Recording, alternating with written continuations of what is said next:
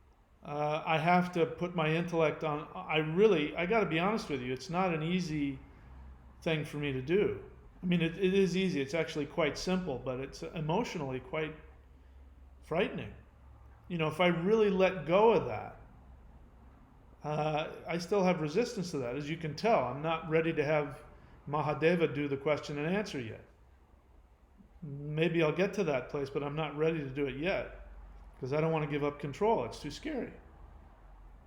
So I don't have an intellectual relationship with Mahadeva. It's a purely intuitive relationship, and I just let the information come. And if I don't understand it, I'll write notes. I'll write big notes about it and see if I can put it in ways that I can understand, which is what I was doing today. I was reading from my notes that I wrote when he first started giving this to me, and I just allow myself to tap into that feeling. I don't know what else to tell you. Maybe I'll be able to figure it out. But for you, average Joe, you and I for years, again, have you ever had a session with me? Is our relationship mostly here? And I've just been hammering away at you to get rid of your intellect and stop trying to control everything by trying to understand it intellectually. Learn how to intuit and just flow. And that's where all the power comes from. The spirit fighting, I'll give you an example of when I first started practicing the spirit fighting practice, which is, in case you don't know, it's a shamanic martial art that is used to, among other things, it's used to make you become a perfected immortal by shifting your energy frequency. That's why it's such a powerful tool. And it's also used to fight against negative entities. Like you go into a haunted house or, someplace that, there's poltergeists or something like that, and you physically fight them with your energy. In order to have to transfer the energy to another person, which when you get hit with that energy, it feels like a nuclear bomb's gone off inside of you. In order to do that, you have to completely disconnect from your physical body. And most people can't do that. And when I was first learning it, I was with the student who was like my senior student, and he was teaching me a technique, and he was, letting me strike him, showing me, okay, no, relax here, do this, whatever the technique was. And I wasn't getting it. And then I finally let go of my connection to my physical body, and I didn't feel anything. And what ended up happening is that time slowed down, and I watched my hand come down and strike his chest, but I didn't feel anything. In fact, what happened is I felt his body sort of give, and there was like this force field between my hand and his body, and his chest sort of caved and gave into that energy. And there was this loud crack, and then he was like, ah! And in that moment, I had this, and I phased into another realm for a moment, and I knew that I could walk through the wall. I knew it.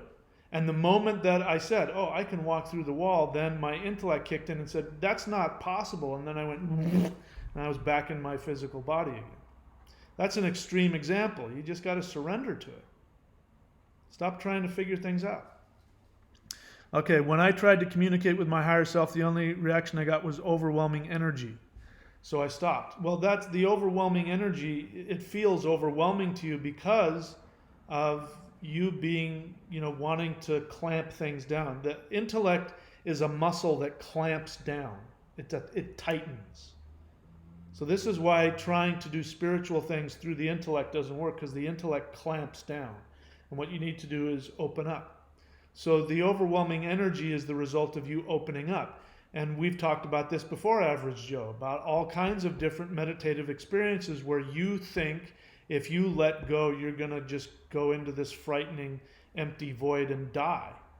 And that's just you dying to your small self. So it sounds like everything was working. You're just working through the very normal human thing of letting go. It's just, just keep working on it. You're doing it right, whatever it is. Saturn's Guru question, are people more receptive to spirituality in Australia?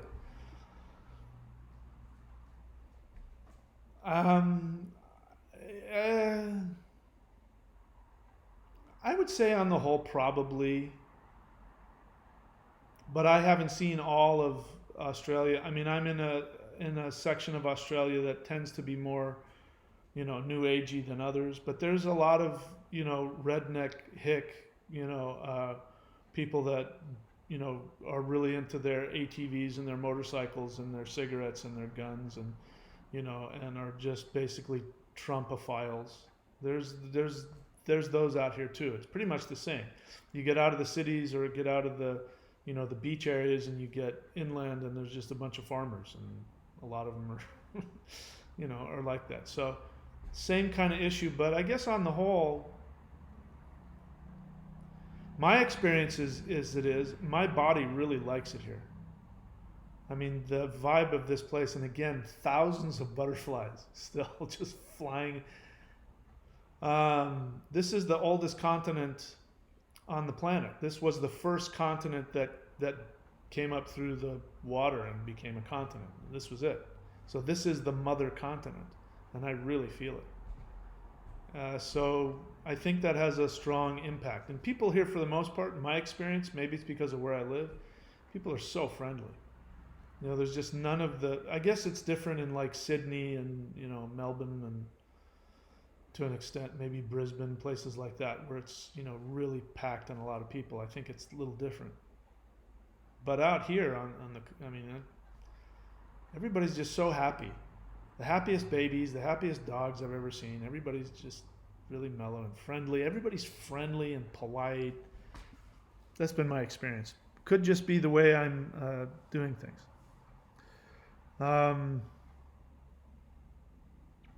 Bahare Porjabadi. If you have a question, do me a favor, write the word question. Bahari, what I've said is that first off, if you're new to my channel, go onto my channel because I've just uploaded, I think 3 videos of him, of Mahadeva. So you can go and hear him directly. By the way, he doesn't, let me talk about channeling. So Bashar, right? I'm not here to say whether Bashar is real or not. I don't know and I don't care. There are some things that Bashar says that I completely agree with. But the whole theatrics around it, I'm telling you right now, is totally unnecessary. So when you hear Mahadeva come through me, I think the only difference is you might see a slight difference in his demeanor. He's a lot calmer and more relaxed than I am. He's not as judgmental or angry as I am. But he's going to sound and look exactly like I do, because that whole idea of putting on an accent or putting on a show, that at the very least is for the channeler so that the channeler can relax into channeling, who or whatever they're channeling. But the truth is, they don't need to do that. That is for your benefit also. The other reason is that you listening to it will believe it if there's some theatrics associated with it. So I've chosen not to do that. I don't do that. I don't want to do that. It's my essence. It's my higher self. So I'm going to let it come through my brain and my voice and my mannerisms. And it is me. It's not like I'm channeling some schizophrenic, alternate personality. It's not what's happening at all. More people could do it if they chose to.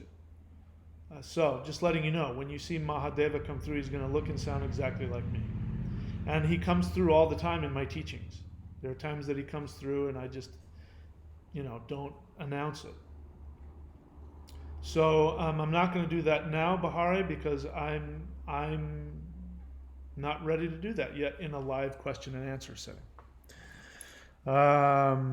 So no words. Average Joe, so no words. What did you say? I don't know what you mean by no words. So no words. I don't know what that question means. So anyway, yeah, that's it. Any more thoughts or questions? Anything else that I want to talk about? Other than that, I want to just once again repeat what I've said earlier. What happens every 18 years? Rahu and Ketu, the north and south nodes of the moon, line up. When Ketu lines up in the nakshatra of Mula, which is the black hole center of our galaxy, the god of death is connecting to the black hole, what ends up happening is that we have this nexus, a portal appears, and it expresses itself as a worldwide, some type of worldwide catastrophe. This time it's the COVID-19 pandemic. 18 years ago it was 9/11. 18 years before that it was the AIDS epidemic. 18 years before that it was President Kennedy got assassinated. 18 years before that it was the dropping of the nuclear bombs on Nagasaki and Hiroshima. These are all worldwide events that the whole world has to stop and decide how it wants to proceed. And so far, I have to say, we haven't been making the highest resonant choices. 9/11 is a good example. The whole world was 100% behind the United States. Every single nation in the world, even if they were our enemies, was like, oh my God, we need to support the United States right now. And I remember when it happened, and I remember coming online and saying, we need to not go to war. The way to handle this is to look at the causes for why this kind of terrorism has erupted. Not that we need to in any way excuse it, but we need to understand why are people being so attracted to that they're willing to die. There's a reason for it. And I said, we need to now, if we don't respond militarily, then what will happen is it will dissipate, it will self-destruct, and the whole world will come together in a whole new way. And I was absolutely right, because what ended up happening is that when Osama bin Laden released one of his videos, he talked about how 9/11 was an attempt to get the United States to declare war on Islam. And that's what people were saying. I mean, there were comments. People in the United States were saying, nuke the whole all Islamic countries. They were saying, nuke all of them. Basically, go to war with every Islamic country.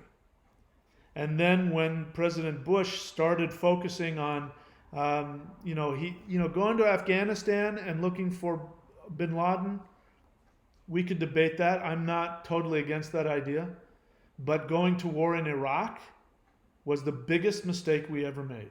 Because Iraq, even though it was ruled by that asshole, Saddam Hussein, who was everything people say he is, he was keeping all of the terrorists, out of sight because he was wiping them out.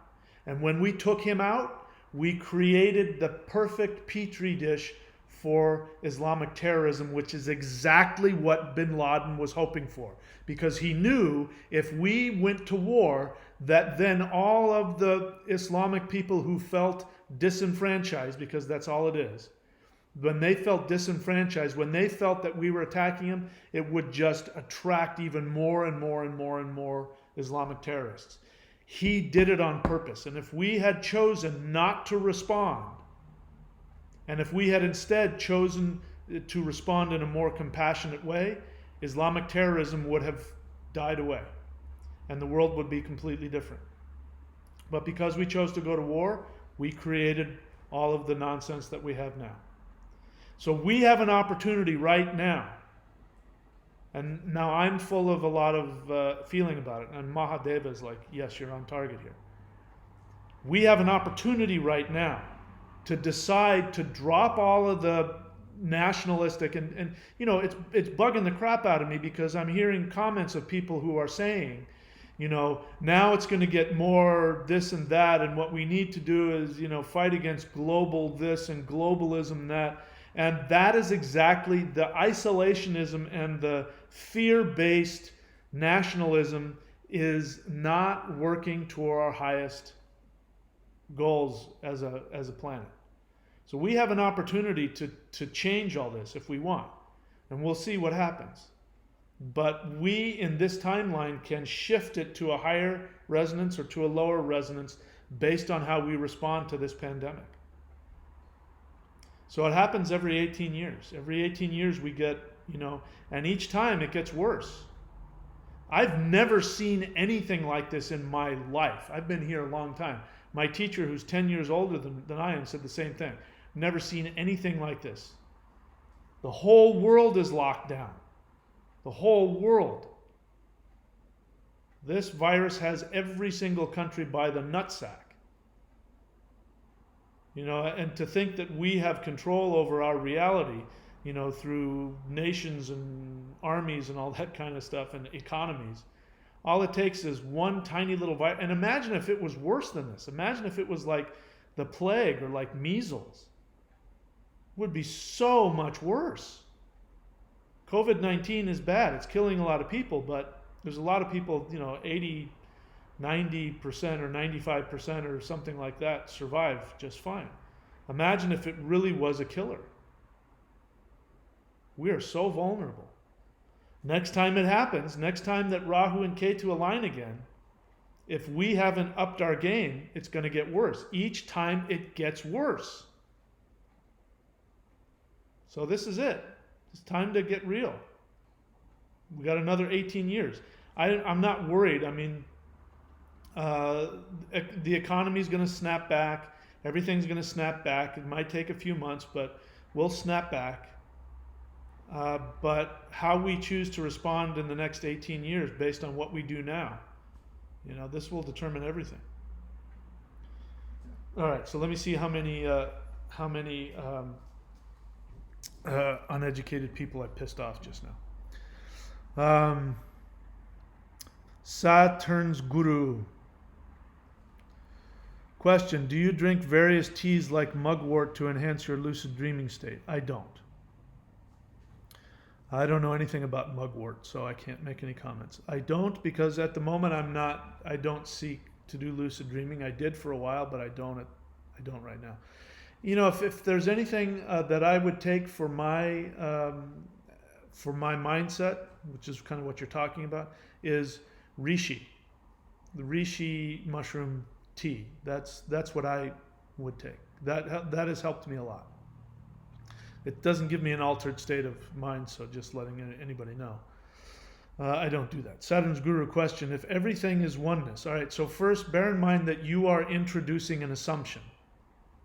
So I don't like it when people force assumptions down my throat. So your question, I haven't looked at your question yet, but the rest of your question is going to be based on your assumption. If I don't co-sign your assumption, then I can't be part of your question. So I'll read it and then I'll see what I think about it. If everything is oneness, that's your assumption that you're introducing. So hypothetically speaking, let's assume, okay, everything is oneness. And we are the individualized expression of the divine. Is it plausible that this timeline we all share is projected by one specific individual?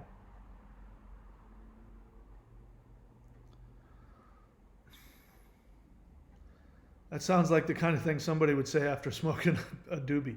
I'm not going to say no. I mean, if everything, if A plus B plus C equals D, then does it follow that E is the result of that? So in order for me to answer that question, I have to buy into your assumptions. And really I'm wondering if this is your belief that you're presenting to me through a question. Is it possible, if everything is oneness and we are the individualized expression of the divine, is it possible that this timeline we all share is projected by one specific individual? Yeah. How can I fight with that logic? But in order for that to be true, we have to then accept your assumptions that you're presenting. And I'm not completely, totally behind that, and I'm wondering where this question is coming from. Is this coming from an agenda that you have about there is like one God or one person? Because that's the kind of question that you can ask to justify the idea that there is one God or one source, which I'm not saying there is or there isn't. So this really sounds like either your belief that you want to present, and if so, then that's an interesting viewpoint. I don't have a real opinion on it one way or another. I like the idea of polytheism. I like the idea of multiplicity. but that doesn't exclude the idea of what you call oneness. So they can both be true. And I'm not against what you're saying. It's possible. It's it's an interesting thing. It's more like, let me ask the question, from a hippie perspective. Question, man. If everything is like oneness and whatever, and we are like the individualized expression of the divine, man, is it like possible or like plausible that this timeline that we all share is projected by one specific individual out there smoking a doobie, having a lucid dream? Is that possible, man? Because like when I look at my thumb, I think, wow, man, my thumb is like, maybe there's an infinite universe in there, and there's like in that infinite universe, there's an earth with a guy smoking weed right now, looking at his thumbnail, man. Doesn't mean it's not true. It's just one of those questions that, I think that's your thing. I don't know you very well, so I don't know. I could be wrong. Paul Kupare. I don't know what it's not a question, so I'm not. I don't know anything about numerology, and you're not asking a question, so. And Saturn's Guru says there's an earthquake in Corona, California. Dean Nevin's question, does channeling Mahadeva help you to progressively align to your ultimate frequency?